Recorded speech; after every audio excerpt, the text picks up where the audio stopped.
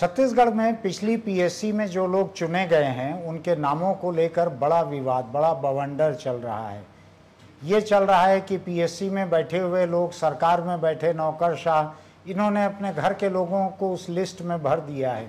सरकार का ये आखिरी कार्यकाल है, पीएससी में बैठे लोगों का भी आखिरी कार्यकाल है। कई आईएएस अफसर ऐसे हैं जो बस इसके बाद रिटायर होने जा रहे हैं। शायद चलते चलते बहती गंगा में हाथ धोने का लालच रहा हो लोगों को। अगर ऐसा हुआ है तो मुझको नहीं मालूम हुआ है कि नहीं, वो तो जांच से साबित होगा। लेकिन आज शाम को रायपुर में पीएससी से प्रभावित लोग एक जुलूस निकालने वाले हैं। उसमें जो आयोजक हैं उनमें से एक उज्ज्वल दीपक, उनको मैंने यहाँ आमंत्रित किया है।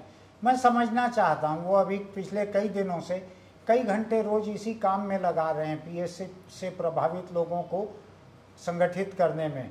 तो मैं उनसे समझना चाहता हूं कि मामला है क्या।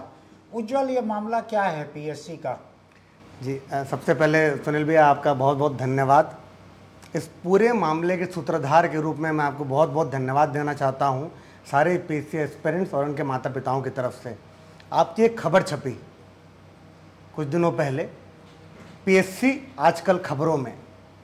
मैं उस समय बांग्लादेश में था, ढाका में था, और आपका अखबार का नियमित पाठक हूँ मैं, आपकी हर एक खबर अच्छे से पढ़ता हूँ।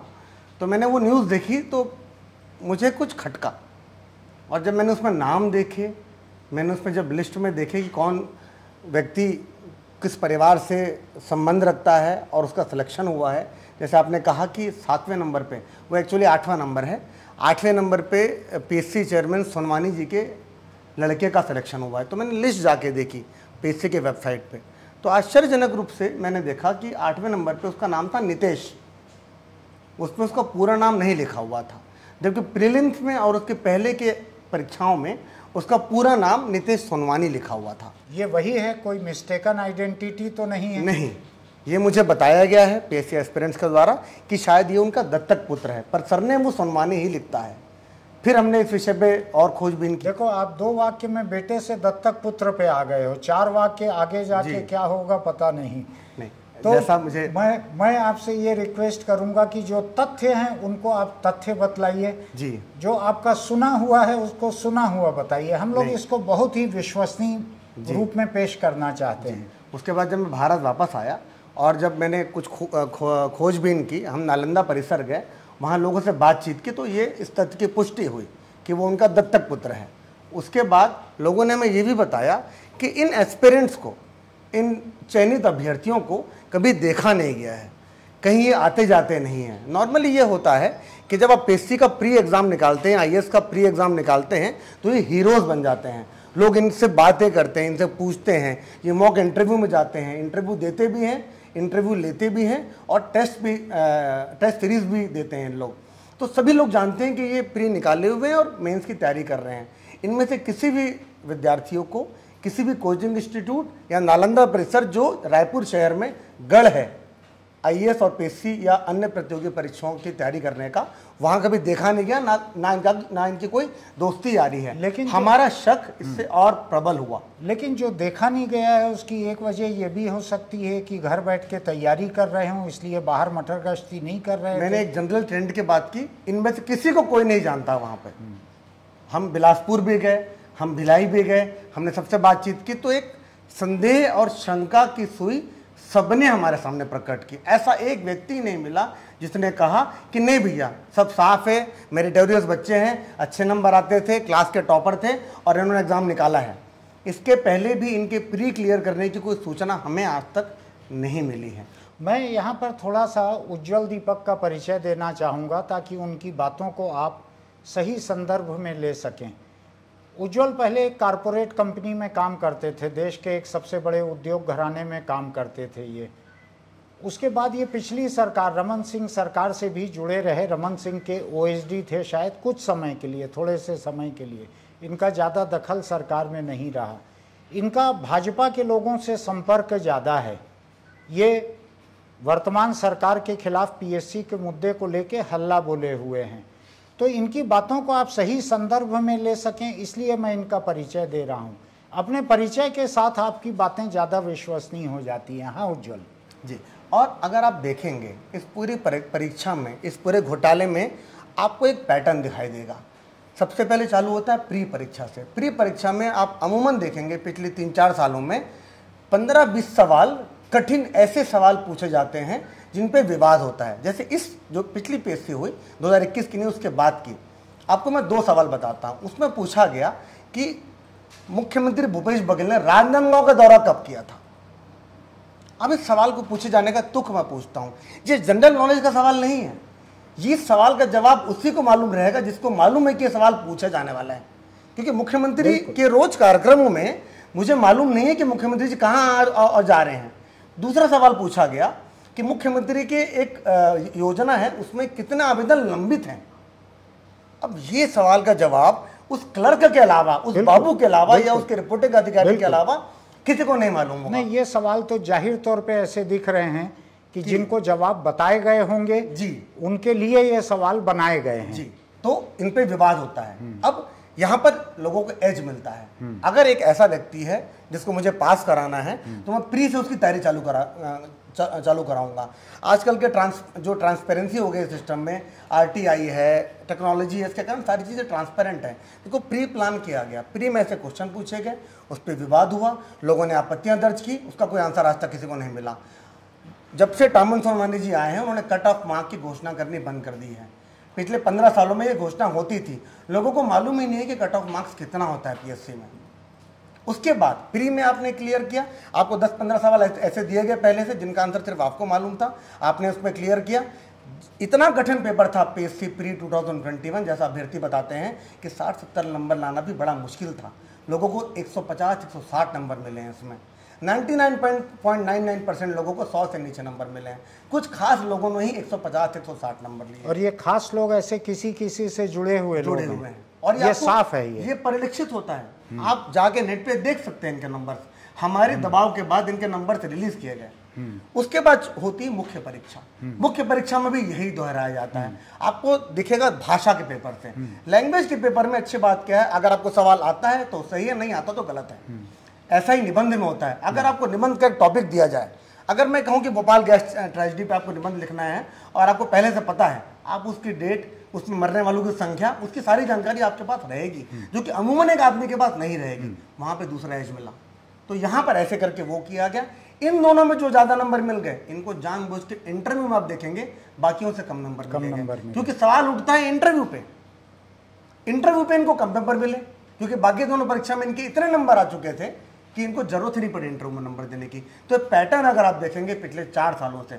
और एक बात और बोलना चाहूंगा आपकी माफी के साथ, कि जाति विशेष के लोगों का दबदबा रहा है पिछले 4 सालों में। मैं उस जाति का नाम नहीं लेना चाहूंगा। और एक दूसरी जाति जो हमेशा रिजल्ट में आते थे, उनको हटाया जा रहा है धीरे धीरे। परसों आपके अखबार में मैंने खबर पढ़ी, ऐसा तो नहीं है कि जिसको हटाया जा रहा है बोल रहे हो, पहले इनका दबदबा चलते रहा हो, पिछले वर्षों में उनका क्रिएट किया गया हो दबदबा। मैं आपसे वो साफगोई से बात करूंगा भैया कि मैं इस पीएससी परीक्षा की बात कर रहा हूं। पिछली पीएससी परीक्षाओं के रिजल्ट मैंने देखे नहीं, बहुत ज्यादा जागरूक नहीं था। नहीं, जो आप कह रहे हो कि जिन जातियों का पिछली परीक्षाओं में दबदबा रहता था 4 साल के पहले जी, उनका दबदबा अभी खत्म हुआ है। नहीं तो क्या ऐसा है कि पहले दूसरी जाति का दबदबा वहां पे रहा हो?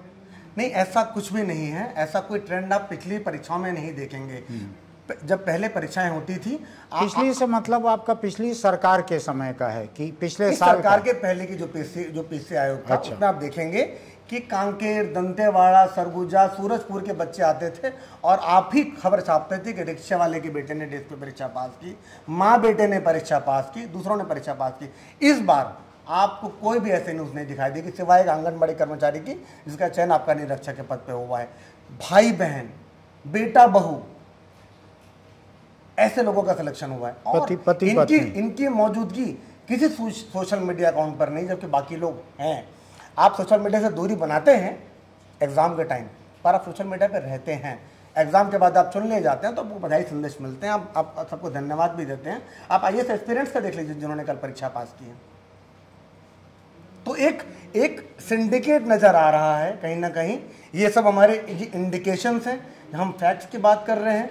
कुछ अभियोक्ताओं ने उनको बहुत सारी सूचनाएं दी हैं जिसके हम अभी भी खोजबीन कर रहे हैं, अगर वो बातें प्रूव हो गई, क्योंकि सबूत और ये लेकिन एक बात बतलाओ उज्जवल मुझको, 2003 की पीएससी उसमें गड़बड़ियां हुई जी, जो पीएससी ने कोर्ट में माना 2008 में जी, कि हमारे से गड़बड़ियां हुई है, हम सुधार कर रहे हैं, वो 8 से लेके 16 हो गया, जी, उन्होंने कोई सुधार नहीं किया। जी, ये पिछली गवर्नमेंट की बात है जब आप सरकार के करीब भी थे। जी। खैर पीएससी को मैं सरकार से अलग भी मानता हूँ, जी, लेकिन मेरा ये कहना है कि आज मान लीजिए गड़बड़ियाँ हुई है, जी, तो अभी तो 2003 की गड़बड़ियाँ जो है वो सुप्रीम कोर्ट में पड़ा है मामला, उसकी सुनवाई नहीं हो रही है पिछले कई साल से, जी, कई साल से उसकी बारी नहीं आ रही है।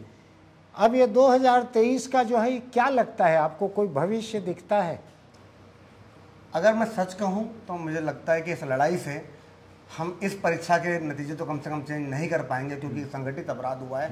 पर आने वाली जो जनरेशंस हैं कहीं ना कहीं हमें धन्यवाद कहेंगी कि हमने इनकी आवाज़ को उठाया था, ताकि जो नंगा नाच किया गया है वो बंद हो सके। लेकिन 2003 में जो किया गया है उसका तो आज तक 20 साल में कुछ नहीं हुआ है। पर आप अगर पीएससी के चेयरमैन को उसमें चयनित अधिकारियों से अगर आप बात करेंगे, उनको अभी भी रातों को नींद नहीं आती, क्योंकि उनकी जान अटकी पड़ी है। हाई कोर्ट ने उन पे डिसीजन दिया कि इनकी नियुक्तियां रद्द की जाएं।